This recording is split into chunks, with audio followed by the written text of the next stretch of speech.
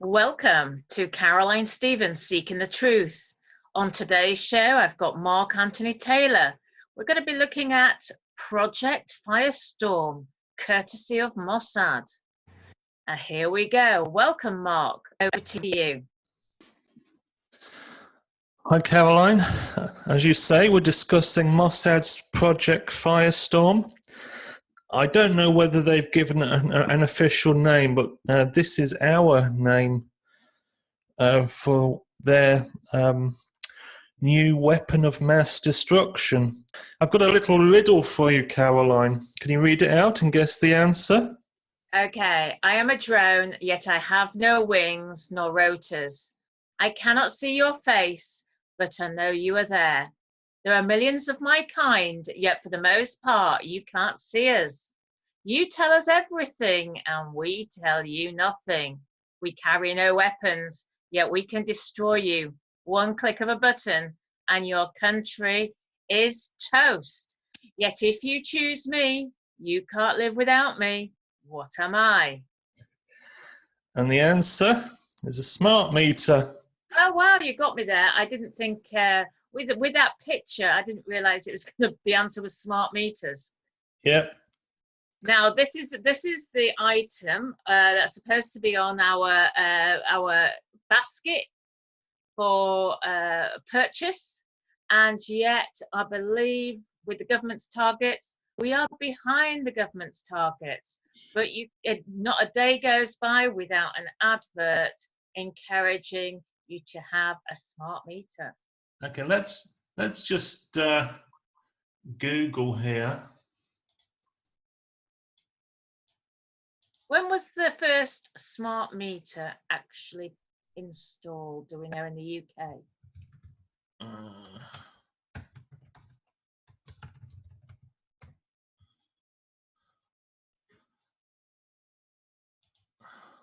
1974, the patent was awarded. 1977, they were first developed before the internet. So I suppose it depends on your definition of smart, which has changed radically over the last few decades. But let's have a look at how Google lists smart meters. If I put an image search. Well, should we actually explain to our audience what smart actually stands for? Well, someone who doesn't know what a smart meter is, who innocently typed smart meter into Google, would think smart meter means some kind of coloured LED gizmo, which gives, at any point in time, it gives your power consumption and how much that consumption is costing you per hour and what your current bill is. So government promotes this smart meter as just like another gizmo, like a mobile phone, for having it in your house. But isn't smart actually standing for something like militarized technology? I don't believe so. I think it's just a sales gimmick to make you think that you're being smart and clever and you've got the latest gizmo in your house. So as you can see, the top six, well, 7, 8, the top 8 Google search results all give you these nice little units that they are telling you are the smart meters. But these are not the smart meters. Let's have a look at the Israeli firm PowerCom that is selling smart meters to governments, and PowerCom in its own brochures does not use these images. So is PowerCom the main supplier, and they were the ones that received the US patent? PowerCom is making these smart meters obviously for the Israeli home market, but I believe they're also venturing into Korea and, yes, Korea, I think South Korea and Africa. It could be that they sell chips or meters abroad to Europe, I don't know, but it's the same kind of technology behind all of these things, the same kind of people. Let's have a look at the electricity meters. Here's one. This is something that you might be fitted with. This is for sale. This is a brochure that isn't meant for the home consumer. It's meant for government and electricity companies to see why they should order thousands or millions of these things. Remotely configurable, it says, which means that someone other than an electrician can basically change the state of these things. Anywhere in the world? We'll see about that, yeah. They support hot swappable communications modules. One of these, PLC, RF, LAN, or GRPS. PLC means power line communications, which is generally where all of these things are going. That is using your electricity line, not just to transmit electricity, but encoded signals. You have RF, which is radio frequency. So these things have almost what I can see general purpose radio communications built in. LAN, which means they can be wired to an internet. And interestingly, GRPS, which is the 2 and 3G wireless communication standard that we used to have on the older smartphones. Now, they also support something called open protocols that interface with third-party meters or sensor manufacturers. So these things can basically, people can download over the internet the specification for these things and then write software for them. So you can imagine the microchips in these things aren't trivial. They're actually little computers that can run very sophisticated software.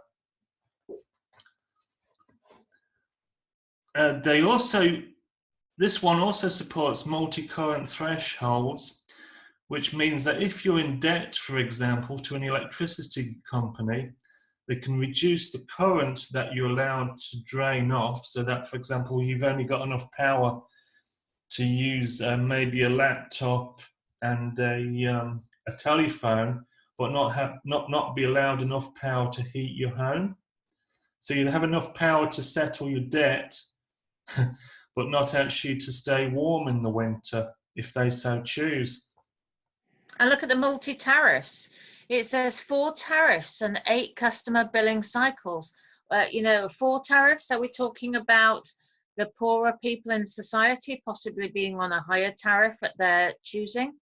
I think the problem is with all of this global warming nonsense, governments around the world haven't been building enough power stations. That means that they have to somehow, and they can either build more stations, but that takes 20 years or so to get some of these things online. And you're not just building the station, but you have to figure out the supply of fuel to that station. So obviously you've got to potentially build fuel pipelines and expand your refineries. So you have all these immigrants coming in, for example, from the third world.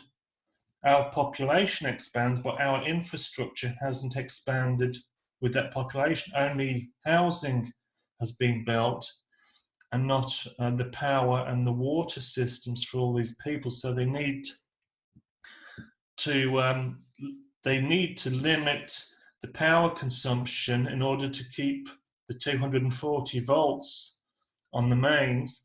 If there's too much power consumption, then that drops down, and a lot of electronics will fail if the input voltage is even a little less than 240 volts.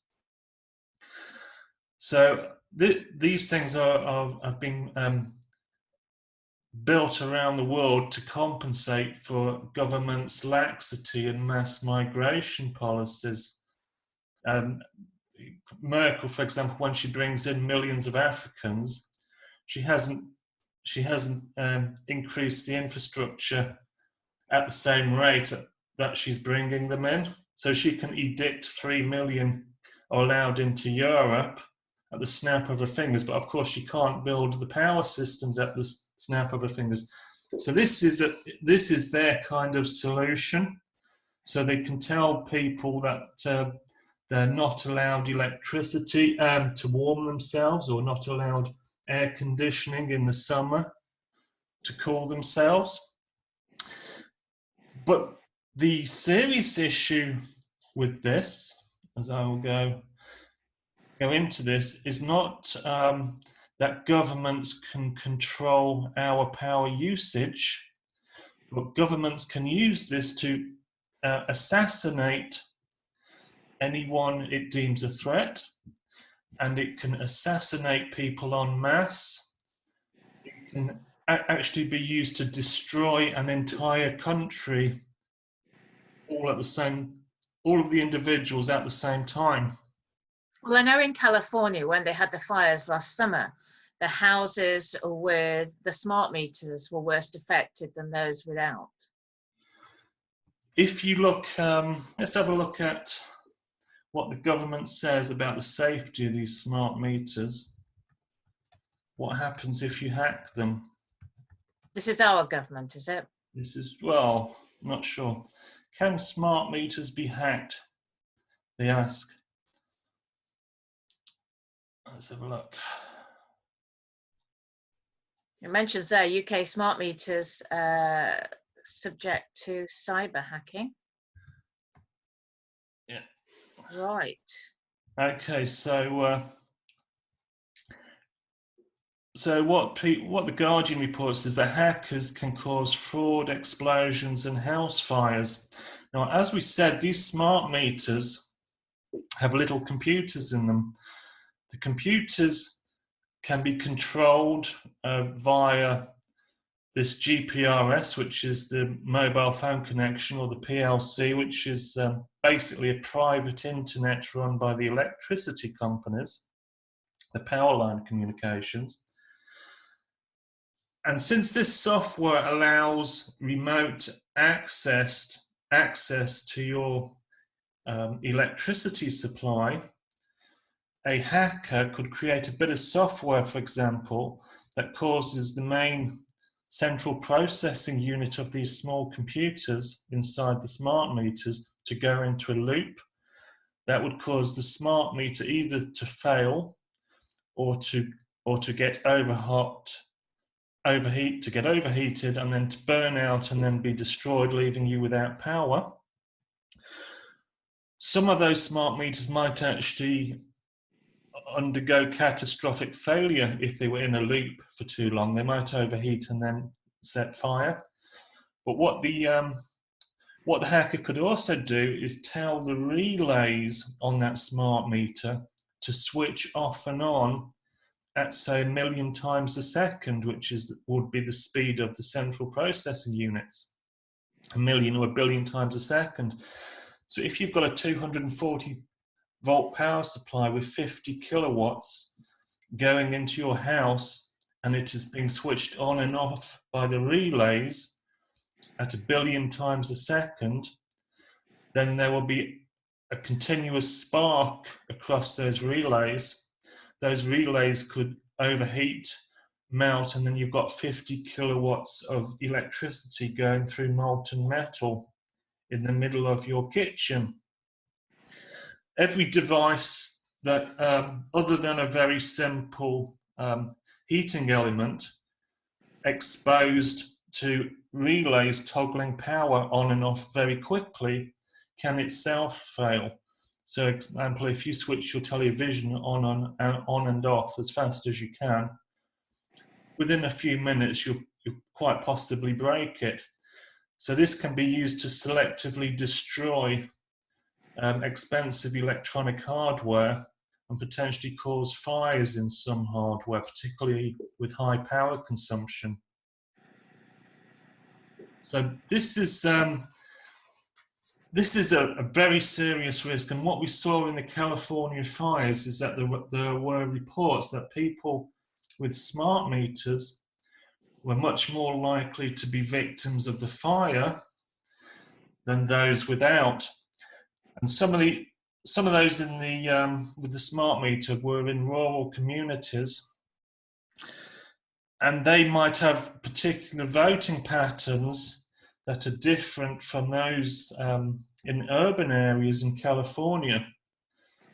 And it is known that there are people who absolutely hate and loathe and detest other people with contrary voting patterns. You can see on the internet, many people will wish dead someone who votes the opposite way. So if one of these people works for an electricity company, and they work for a software company involved with these meters, there's every possibility that they could get hold of either a vulnerability for all meters or a user's username and password for the control of their own home system. And an evil person with that security data has the means to start a fire in the house.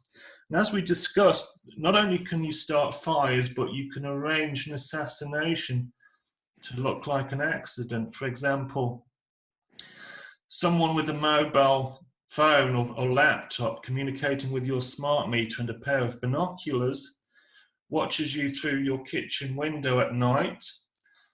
They see you pour a hot kettle of water, and the moment that you pour it, they press a button and your lights go off, which gives you the very real possibility of burning your hand. And if you drop the kettle, you end up burning your legs. And if you're really unlucky, you can get a complication in hospital and you don't leave that hospital alive. And everyone will report that as a dreadful accident. An attacker could, for example, make the lights fail at random occasions a week or so prior to the event, so it looks like it's just another failure in the lighting system. Wow. So basically, anybody who's politically active, who goes against the government narrative, is in line to be targeted for sure. Yeah, and the amount of software in these things, with them having these open standards that any third-party device can liaise with by radio frequency, means there's got to be a lot of technically minded people with the knowledge to guess where the vulnerabilities in the software will lie. So we called it Mossad's Project Firestorm, which is a bit of an exaggeration, but it's not that much of an exaggeration. The intelligence services would definitely find a use in this system, spying on people, spying on their, not just the electrical usage, but what devices they've got at home. We're currently under what we call Smart Meter 1.0, which is where the government is telling everyone to get the smart meters in.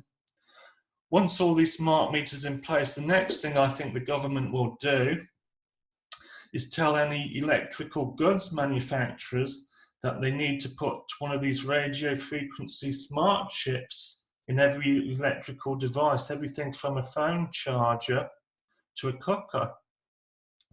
And that will mean that when you switch stuff on, your smart meter will not just know that the power has increased, but it'll know the product and the model number and even the serial number of the device that you switch on. So for example, with your kettle, some remote agent would get a notice to tell you that your kettle is boiling. At the very moment that the power switches off that kettle, they get a second notice. If they were hostile to you, they could basically count to 5 after the power goes off and then switch your lights off. They could literally do that with thousands of customers all at the same time. And that would mean you'd have thousands of burns victims or hundreds of burns victims all hitting hospitals the same day. Now the government, if it finds out that these smart meters have been used in an assassination or an injury, they're not likely to want to admit that the smart meter was the way that this was done. Otherwise, that would basically create panic, hysteria, well-reasoned panic amongst people with smart meters. So government would likely want that covered up, even if it's not responsible directly. But the real imminent danger I see from these smart meters is that we already have about half the households have them. And if a hostile power,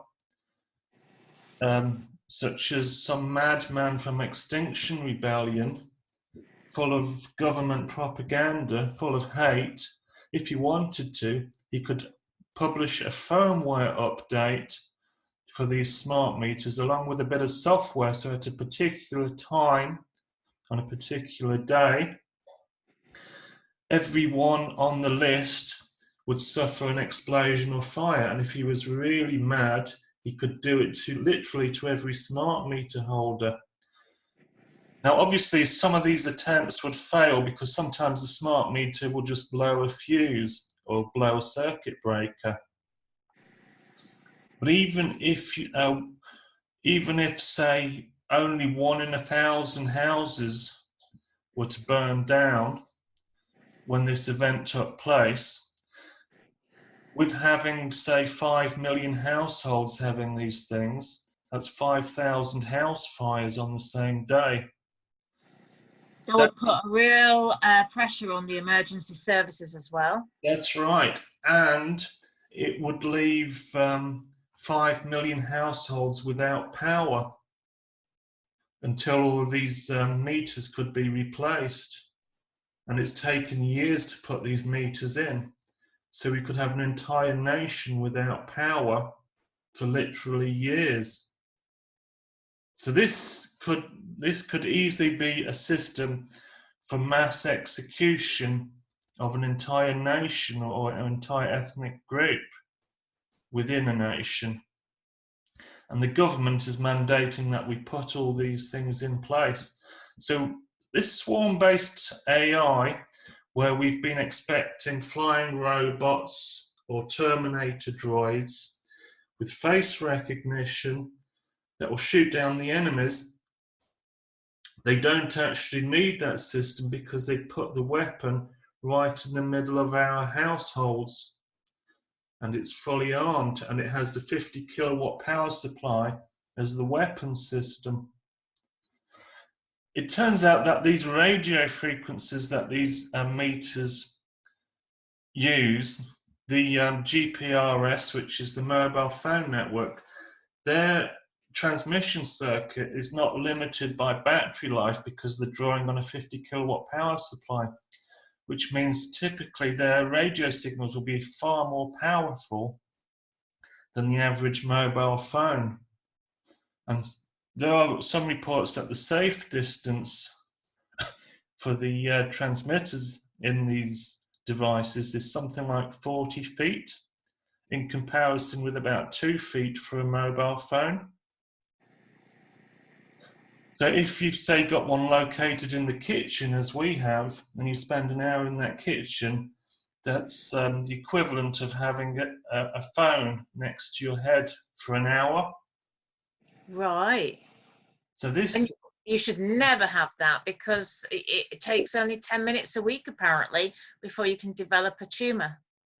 Yeah, so as serious as 5G is, this thing is already prepped to wipe us all out. Even if an attack was carried out now, they could still create thousands, tens of thousands, hundreds of thousands of house fires, just doing what I said, which is toggle the relays at a million times a second.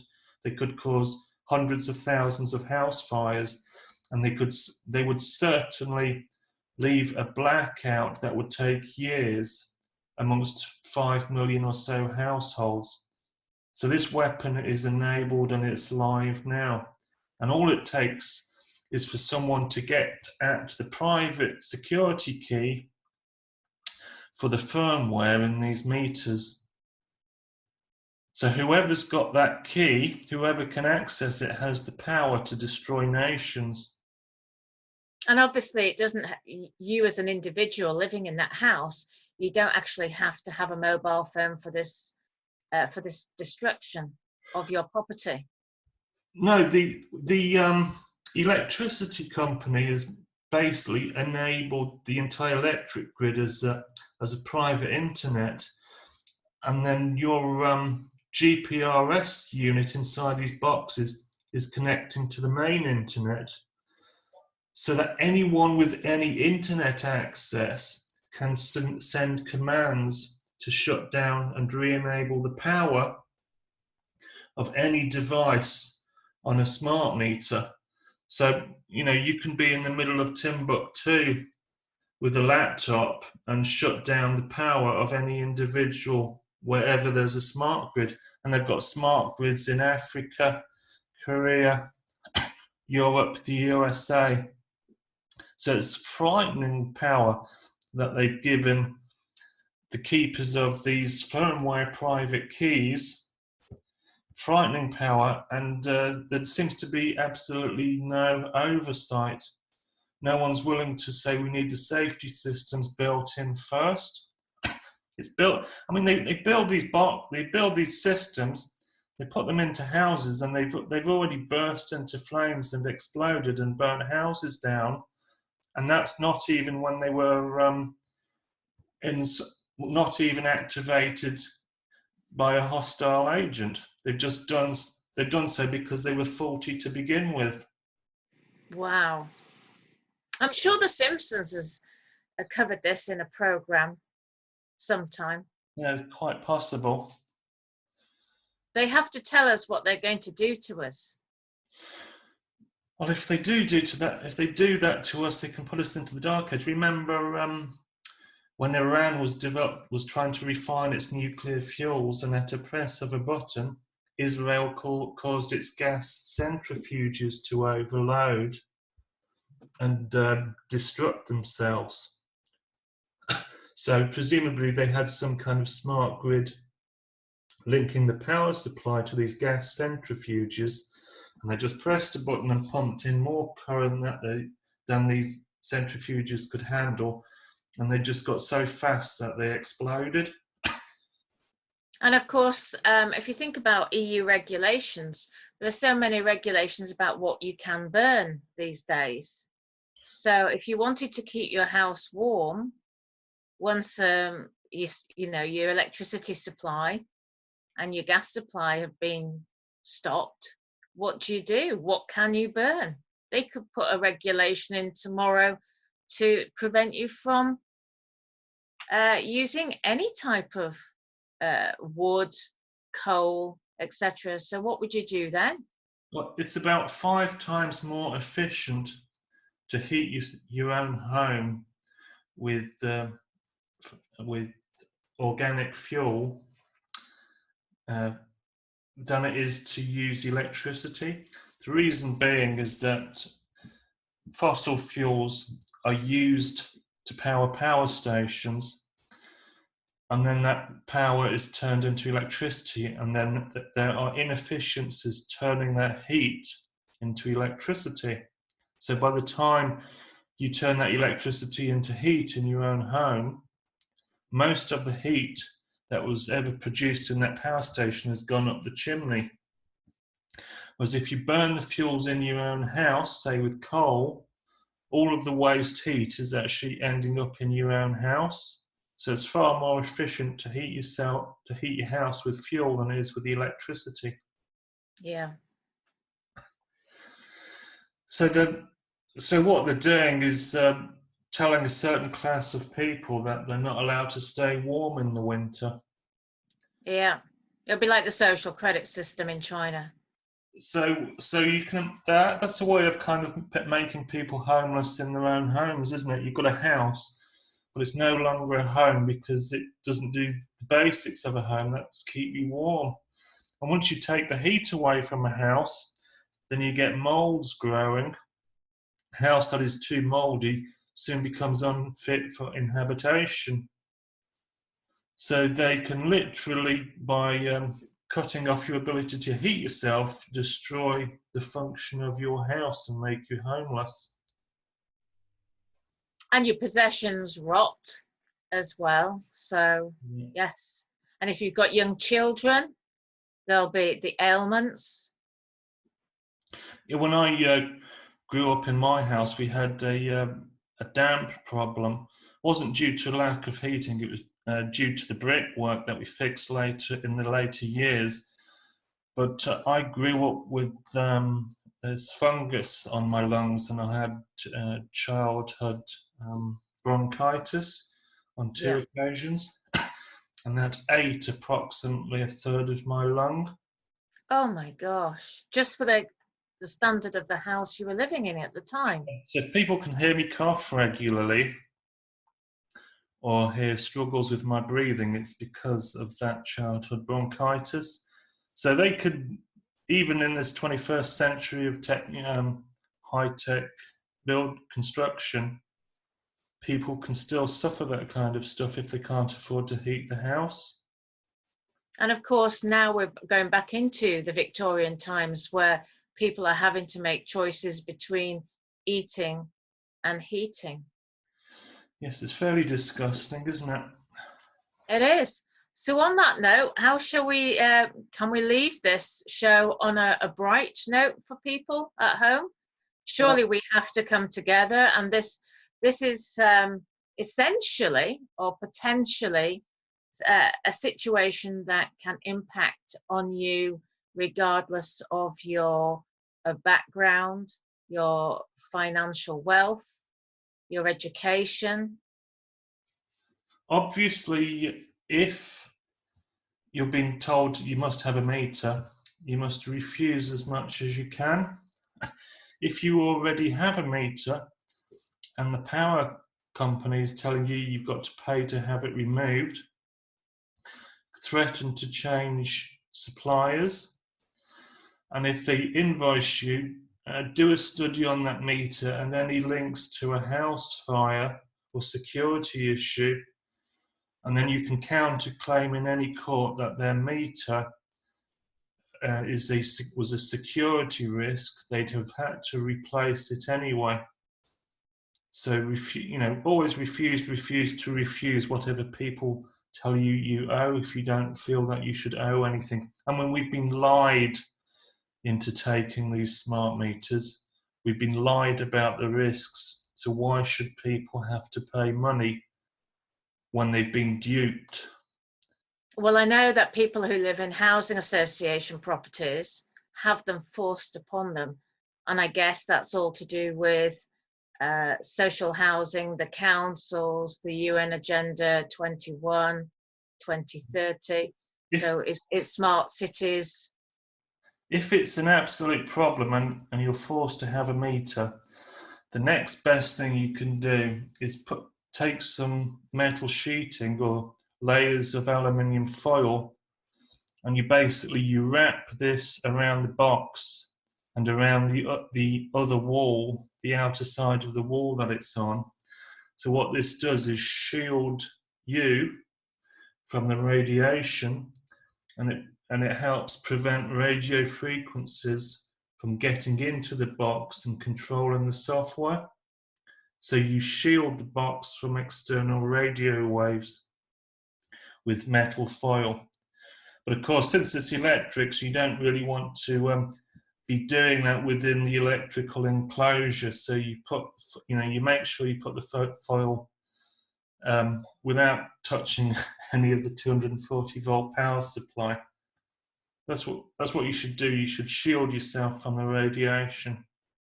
I mean, all of this stuff breaks the regulator codes for maximum permissible radiation from devices. Even your iPhones and your Android phones break those regulations. Right, so the government has been encouraging us to have this meter technology in our houses without due diligence. Well, the due diligence would not be to not allow remote control of the power supply. The only way you can secure yourself is to not allow either internet or radio frequency control of the toggling of any power supply, and not allow any communications between a device and the meter. Do you think GCHQ has smart meters pumping radiation around that communicates with third-party objects? I very much doubt it. That would be rather silly, wouldn't it? GCHQ bothers with smart meters, and if they don't, because they realise they could never secure it, then why should the rest of us? Absolutely. If it's not good enough for them, it's not good enough for us. Well, thank you. GCHQ have said that these are a danger. I don't know if you've read that report.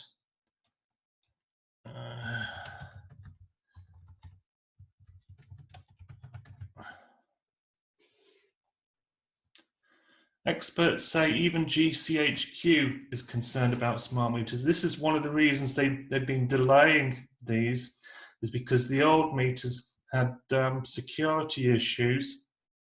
GCHQ looked into them. Even though they could capitalize on them themselves, they knew that their own workers and their own families would be at risk with these meters. So they tried to stop government rolling out the smart grid, but the government kept doing it. So I think the government is being told what to do by some oligarchs who tell them it's necessary to control the people. But well, when you see outside Parliament today and you see the numbers of people that are taking to the streets, you can see that they're envisaging trouble ahead because of what they're doing to us and what we're allowing them to do to us. Yeah, and what the government likes to do is find out the leaders of such movements, literally kill those leaders off, and then put puppet leaders who will turn the mob on itself, destroy the mob with infighting, and target the energies in all the wrong ways. So this is an assassination system and a genocide system all rolled into one. But it's been sold to government as a spying system. But the real danger is the genocide system. Well, it's a shame that Extinction Rebellion can't cover this topic, isn't it, really? As I say, they'd be the kind of people who'd use it, wouldn't they? If they could target dairy farmers, for example, switch the machines off at key times, or kill the dairy. Because they don't want everybody. They want everybody to go vegan now, don't they? That's right. Yeah. I mean, there are animal rights activists who would literally kill farmers if they could, and if they can get away with it and do it remotely, very tempting for them. But I believe no one should have this power. No one should. Yeah. All right, Mark, thank you so much for that. That's been great. You've shown me a different perspective to these smart meters. I knew they were bad for your health, and I knew that the government could turn them off, your energy supply off at random, at their own will. But this has provided me with a more sinister perspective on what could happen. And judging from the fact that people voted to leave the European Union over 3 years ago, and we know that the government are not going to side with the will of the people, then they have a problem, haven't they? That we are a much more of a divided country than we ever have been. So what are they going to do to us next? Could this be their answer? It may well be. They can do it right now at the push of a button. Thank you, Mark. And I'd like to say thank you to everybody at home for watching and listening. As usual, Mark always gives us an interesting perspective. Being an applied, is it a theoretical physicist, Mark? That's your qualification? Theoretical physics, yeah. Thank you, and thanks for everybody at home. Take yourself, take your security very, very seriously now. And I look forward to seeing you again soon. Goodbye for now. And Thanks, Mark. like. Click like. Thank you.